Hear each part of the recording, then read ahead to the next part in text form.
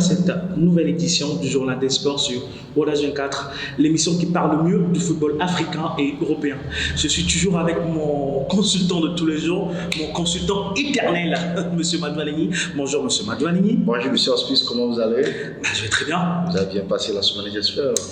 Papa, on peut dire comme ça. Et vous allez bien? Très bien. Très bien. Très inspiré. Je suis ravi. Très bien. Et on va passer aux choses sérieuses. Et ce sera après le jingle. Après un mercato titanesque du Barça, les hommes de Xavi étaient attendus pour leur entrée en championnat. Lewandowski et ses partenaires ont fini avec un match nul, triste et frustrant à domicile contre le Rayo Vallecano. Première question de notre émission. Le début mitigé du Barça en Liga peut-il lui coûter cher? Exactement. Déjà, la première journée, le Barça fait match nul contre le Rayo Vallecano. Oui. On sait très bien que le Rayo Vallecano, ce n'est pas une équipe très très forte en tant que telle, mais faire un match nul à domicile, c'est tout à fait aberrant pour ce club du FC Barcelone actuellement. Donc, il va falloir retravailler d'une façon intense pour pouvoir revenir au meilleur niveau. Sinon, je ne sais pas si contre le Real, comment ça va se solder, mais actuellement, ils sont en danger. Je n'ai pas pour vous poser cette question, mais vous avez dit comme quoi le Rayo Vallecano n'est pas une équipe aussi forte que ça. Mais on a vu cette équipe du Rayo Vallecano qui était très bien regroupée, surtout au milieu de terrain en défense. Et justement, le Rayo Vallecano reste invaincu sur ces 3 derniers matchs contre le Barça. Ils avaient gagné à domicile 1-0 but de Falcao. Ils avaient gagné également contre le Barça à domicile, c'était au Camp Nou 1-0. Et surtout sur ce 3e match, ils ont fait un match nul. Donc finalement, le Rayo Vallecano devient une bête noire pour le Barça, n'est-ce pas? Une bête noire, pas du tout, mais plutôt, moi je vois une mauvaise disposition de la part du FC Barcelone.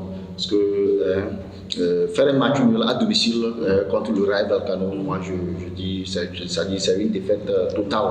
Et justement. Oui, c'est une défaite totale pour les hommes de Xavi.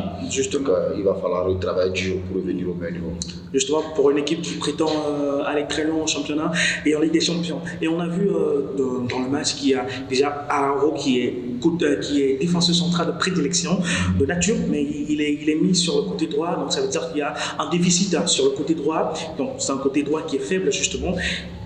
Araujo n'est pas latéral droit sauf dépannage, donc finalement c'est le côté droit qui a manqué cruellement à cette équipe du Barça, n'est-ce pas?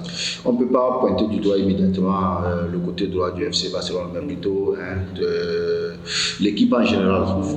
Moi je dirais l'équipe en général n'a pas donné le meilleur d'eux-mêmes pour pouvoir remporter ce match. Sinon, ils avaient la possibilité de glaner les 3 points à domicile. Donc, il faut travailler dur pour revenir. Travailler dur pour y revenir. Et ce n'est pas les occasions qu'on manquait dans ce match. Il y a 3 buts qui ont été annulés en jeu, bien sûr. Et il y a également le dispositif de Xavi qui laisse à désirer. Il a mis deux milieux qui n'étaient pas trop inspirés ou trop créatifs. Il y a Gavi et Pedri qui n'essaient pas de presser au niveau de l'attaque, qui n'accompagnait pas les attaquants. Donc finalement, Gavi, Pedri en milieu de terrain, c'est un échec pour Xavi? Pas plutôt un échec, mais moi, de mon côté, c'est l'attaque qui n'a pas fonctionné. Vous le savez très bien que Lewandowski, c'est un grand attaquant. Quand il est en face du but, il peut marquer à tout moment, mais avant-hier, on ne l'a pas vu. Donc, moi, je dirais, c'est aux latéraux de lui servir correctement. Si les 2 latéraux arrivaient à lui servir comme on lui servait du côté du Bayern Munich, il allait marquer. Depuis quelques jours, on remarque une crise d'ego au Paris Saint-Germain. Si l'équipe reste invaincue en début de saison, dans ce début de saison, 2 de leurs stars, Kylian Mbappé et Neymar Junior, n'ont pas la meilleure relation actuellement. Question, l'attitude de ces 2 stars peut nuire au club? Ça peut nuire sans doute le PSG actuellement. Et surtout, nous voyons une équipe qui est très en forme en Ligue 1, qui attend de façon ambitieuse pour entamer la Ligue des Champions. Mais voir Kylian Mbappé et Neymar Junior se tirer pour une pénalité, c'est pas tout à fait logique. Moi, je dirais, ça dépend du président. Je ne sais pas quelle attribution il a donné à Kylian Mbappé et Neymar. Dans cette équipe, il y a 4 tueurs, 4 spécialistes. Ce n'est pas le président qui décide. C'est l'entraîneur. Exactement, c'est l'entraîneur. Mais il a dit c'est Mbappé qui tire les pénaltys. Mais le spécialiste... Je ne sais pas s'il a reçu des consignes du président, mais à la base, c'était Neymar qui tirait les pénaltys. Voilà. Maintenant, je ne sais pas sur quelle base sur quoi ils se sont basés pour donner le pénalty à Mbappé. Et justement, parlant de Mbappé, c'est pas pour couper la parole, hein. Justement, parlant de Mbappé, parlant de président, parlant de contrat, on est d'accord qu'il a reçu un très gros contrat, il a été convaincu par ce contrat pour rester au Paris Saint-Germain, justement. Est-ce que le fait de tirer le penalty, ça ne fait pas partie de son contrat? On va dire, bah, écoute, tu seras le roi désormais, Neymar, il est derrière toi, même s'il est derrière toi, c'est toi qui portes l'équipe, même les penalty, c'est toi qui les tires, c'est toi qui fais les recrutements. Peut-être c'est ce qui lui a été dit. Oui. À mon avis, normalement, Neymar Junior qui tire très bien les pénaltys, lui voir l'autre fois passer à côté et laisser Mbappé aller tirer et manquer, louper complètement. Bon, moi, ça a été une surprise de ma part. Du coup, on sait très bien qu'au PSG, là-bas, il y a 4 spécialistes à la matière. Et il y a Sergio Ramos qui est exceptionnel, il y a Lionel Messi, il y a Neymar Junior lui-même et Mbappé. Mais bon, en termes de classement, moi je peux mettre Mbappé. Mais Neymar? Non, moi je mets Mbappé en dernière position. Ok. Oh, oui. Sergio Ramos, il est là-bas, il tire très bien les pénaltys. Il y a Lionel Messi, il y a Neymar. Mais bon, en termes de possession, on met Neymar en tête. Et bon, ça nous a étonné tous du fait que Mbappé se tiraille avec Neymar sur un penalty lors d'un match comme ça. Et justement, parlant des deux autres stars, Sergio Ramos et Lionel Messi, qui ont d'ailleurs plus d'espérance que ces deux gamins-là, qu'est-ce qu'ils en pensent? Qu'est-ce qu'ils pensent de ce tiraillement, de cette dispute, de ces enfantillages entre Neymar et Mbappé? Vous savez, en cas d'égalité, on s'est rendu compte.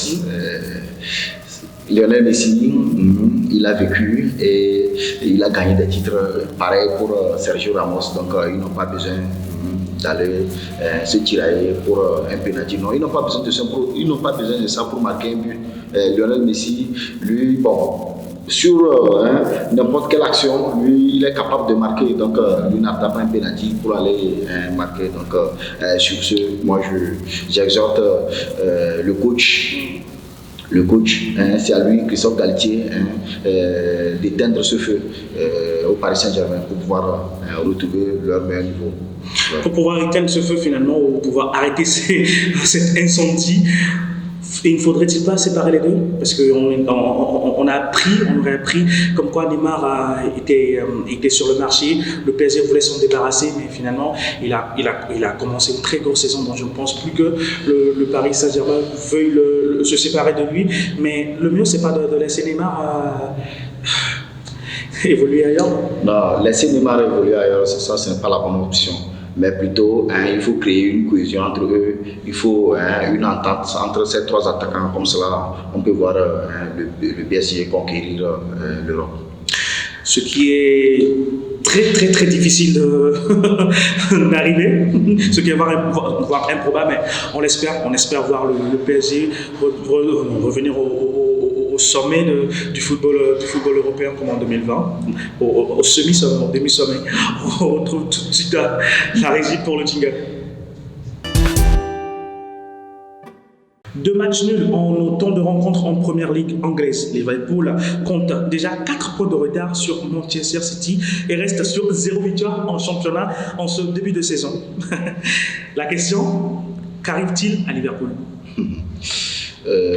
L'équipe de Liverpool actuellement est tellement en difficulté, il n'arrive pas à gagner comme il le gagnait la saison passée. Donc, moi je peux dire que cela est dû au départ de Sadio Mané, l'international sénégalais. Mais bon nombre disent non, ce n'est pas le cas, mais c'est les statistiques qui jugent. Donc, c'est à Jürgen Klopp de chercher le plus tôt possible la solution pour cette équipe de Liverpool. Voilà. Je pense que la première des solutions, ce n'est pas de rajeunir le milieu de terrain qui est déjà vieillissante. Milner, Fabinho, c'est pas l'âge d'or. Exactement, comme vous venez de le dire, il faut rajeunir le milieu du terrain et surtout revoir la combinaison Mohamed Salah, Nunez et Diogo Jota. Bon, comme Firmino n'est pas encore parti, donc lui aussi serait dans la rotation. D'accord. Et est-ce que Liverpool peut se rattraper, ou plutôt ces 2 matchs nuls peuvent les rattraper en fin de saison? Nous ne sommes qu'au début de la saison, donc ils peuvent se rattraper et ça peut toutefois aussi leur coûter cher pour, on est d'accord pour le reste de la saison. Voilà, en 2017, 2018 ou 2018, 2019, je ne me rappelle plus, Liverpool avait échoué à 1 point de Manchester City. C'était grâce à la seule défaite qu'ils ont eu dans la saison, justement contre Manchester City. Ils auraient décroché un match où ils auraient gagné le match. Mais la saison passée également, c'était pareil. Voilà. Donc finalement, tout point est bon à prendre, surtout quand on est concurrent direct de Manchester City qui a du mal à perdre les matchs. En Premier League, là-bas, tous les points comptent. Il n'y a pas un point à rejeter. Le championnat commence de la première journée à la 38e. Donc il faut s'attendre jusqu'à la fin pour choisir le meilleur. C'est pas comme en Espagne, on voit le premier, ou bien, surtout en Bundesliga plutôt, j'allais dire. On voit le Bayern dépasser son dauphin avec 8 unités ou 5. Donc en Premier League, ce n'est pas le cas. Justement, et comme le mercato n'est pas encore terminé, comme il reste encore une dizaine de jours, 10 jours à peu près, ne faut-il plutôt pas recruter dans les secteurs clés comme au milieu de terrain, comme en attaque d'ailleurs, parce que Darwin Nunez, justement, il ne va pas jouer ce week-end, il a écopé d'un carton rouge avec un mauvais geste, justement. Donc il faut plutôt recruter un attaquant, un milieu de terrain et un défenseur, justement. Vu que le mercato n'est pas encore clos, donc c'est à Jürgen Klopp de demander des renforts pour pouvoir renforcer cette équipe de Liverpool. Sinon, l'allure sur laquelle ils sont comme cela, j'espère très bien que ça les fonce. Donc, c'est à lui de revoir le plus tôt possible la solution pour cette équipe de Liverpool. Et il faut quel joueur pour Liverpool? Par exemple, au milieu de terrain, Casemiro? Non, Casemiro, moi je le vois à Manchester United. Donc, d'accord. Oui. C'est à lui de faire son choix. Donc, on espère voir. Vous souhaitez voir Casemiro hors de Liverpool, du Real ou au Real? Bon, moi j'espère revoir Casemiro les prochains jours au Real Madrid. Sinon, on ne parle pas du Real Madrid, mais comme on a un fan du Real Madrid sur le plateau, on a toujours le dossier qui va venir. De toute façon, même si Casemiro part, il y a également son remplaçant, notre boucher, Valverde. On revient tout de suite après le jingle pour le dernier thème. Ballon d'or africain 2008, meilleur joueur de l'histoire du Togo, un des meilleurs joueurs africains de tous les temps. Emmanuel Adebayor n'est plus à présenter. Mais depuis la fin de sa carrière internationale, Adebayor ne brille plus dans les clubs et est actuellement sans club. Question, que devient Emmanuel Adebayor?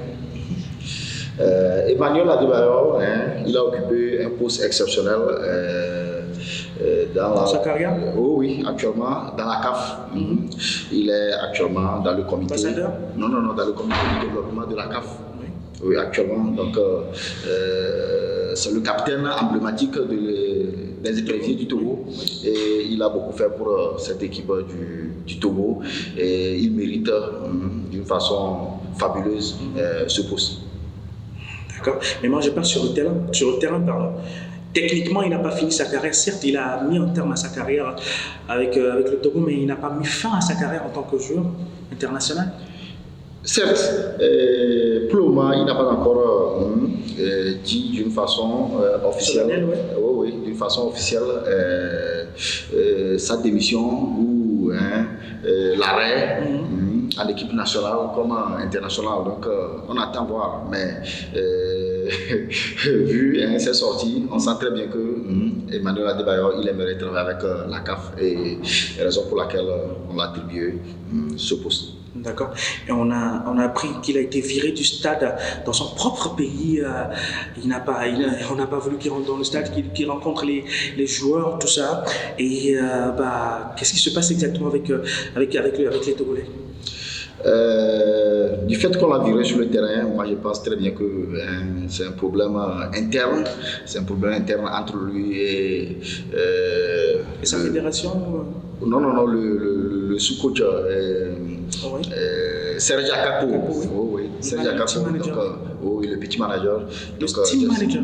Le team manager. Le team manager, voilà, pardon. Donc j'espère très bien que ça s'est résolu le plus tôt possible. D'accord. Donc, avec tout ce qu'il a traversé avec le Togo, le drame de Cabinda, la Coupe du Monde 2006, l'épopée de 2013, tout ça, peut-être que le Togo lui doit une reconnaissance quand même. Hein. Il doit être décoré quand même. Hein. Et à mon avis, Emmanuel Adebayor, il mérite une statuette en son nom dans le grand rond-point du Togo pour, en honneur de ce qu'il a fait pour le Togo d'une façon nationale ou internationale. Quand vous allez actuellement au Brésil, en France, en Italie, il suffit juste d'appeler le nom Emmanuel Adebayor, on sent très bien que vous êtes Togolais. Vous êtes Togolais d'origine. Donc, Emmanuel Adebayor, moi je lui dis encore merci pour tout ce qu'il a fait pour cette équipe togolaise. Bon, si le Togo ne lui reconnaît pas à sa juste valeur, bah peut-être qu'un autre pays le lui reconnaît. Exactement. Déjà, il a été appelé par un président de club au Bénin. Il est cadre d'un club de football au Bénin. Même au Sénégal, tout récemment. Donc finalement, on dit souvent que nul n'est prophète chez soi. C'est ça qui est d'actualité. Adebayor n'est aujourd'hui pas prophète dans son pays. Normalement, Adebayor, on doit le considérer comme une ancienne gloire pour cette équipe du Togo. Si actuellement la FTF acceptait lui mettre dans la fédération togolaise, j'espère très bien que les choses vont marcher parce que un joueur qui a traversé beaucoup de choses, quand je dis beaucoup de choses, tout ce qu'il a fait pour l'Europe et pour le Togo, déjà il a la capacité de discernement, il a la capacité d'amener cette équipe des éperviers en avant. Vous voyez ça? Donc, c'est à la chose, le président Guy Akovi de chercher les solutions le plus tôt possible pour lui ramener dans la tanière. Dans la tanière des éperviers. Et comme on est dans notre tanière, on va revenir pour clore cette édition avec les deux bonus qu'on a concoctés pour vous. À tout à l'heure. Bonus, on revient pour le bonus de cette édition et on va parler justement de Manchester United. Actuellement, le niveau de Manchester United est égal à un club de Détroit en Érythrée. Non, c'est trop lourd. Ils ont 2 matchs de défaite. Exactement. Moins 5 de goal average, 6 buts encaissés, 1 but marqué. Dernier en championnat. Dernier en championnat, justement. Alors, Manchester United, qu'est-ce qui se passe? Pour cette équipe de Manchester United, ça ne marche pas du tout. 2 défaites en 2 journées, d'une façon successive. J'espère très bien que ça ne marche pas. Ça marche pas. Il faut qu'Erik Ten Hag relève le niveau le plus tôt possible pour cette équipe des Mancuniens. On voit aussi le départ de Cristiano Ronaldo qui s'annonce d'une façon floue. Donc on ne sait pas encore l'avenir de Cristiano Ronaldo. Mais avec l'équipe qu'il a à sa disposition, les Sancho, les Bruno Fernandes, les Rashford, et tout, j'espère très bien qu'il a une bonne équipe à sa disposition. Comme quoi, c'est pas les stars, c'est pas le fait de le savoir les stars, les meilleurs joueurs de l'équipe qui fait jouer l'équipe. C'est comment les faire jouer qui compte. Comment les faire jouer qui compte. Mais tous ces joueurs que je viens de citer sont petits de talent. Donc je suis persuadé du fait qu'on les gagne à 2 reprises. Mais c'est pas logique. On peut vous gagner sur le premier match, mais sur le deuxième, il faut se recorriger le plus tôt possible. Ils sont en championnat. Donc là-bas, c'est les points qui comptent. 0 point compteur actuellement et dernier en Premier League. C'est aberrant pour cette équipe de Manchester United. Donc il faut revoir ça le plus tôt possible. Finalement, que faut-il faire? D'autres disent c'est l'entraîneur, c'est la défense, c'est Maguire, c'est Cristiano Ronaldo. Finalement, ce qui est le fautif? Moi, personnellement, je vois que le milieu du terrain est un peu à revoir. Et surtout, la défense également. Oui, la défense, Maguire de l'an passé, qui répète les mêmes bêtises. Excusez-moi pour le terme, qui répète les mêmes bêtises en championnat. Cette année, c'est aberrant. Donc, il faut revoir ça le plus tôt possible. Et surtout, nous avions vu l'offre qu'ils ont lancée à Casemiro de venir renforcer ce milieu du terrain. Donc, nous attendons. Il faut revoir tout ça le plus tôt possible. Exactement. Justement. Et nous, on va revoir le plus tôt possible parce que c'est la fin de cette édition. Merci à vous tous qui l'avez suivi. On se retrouve dimanche prochain, même chaîne, même heure. Merci, Laos. Au revoir.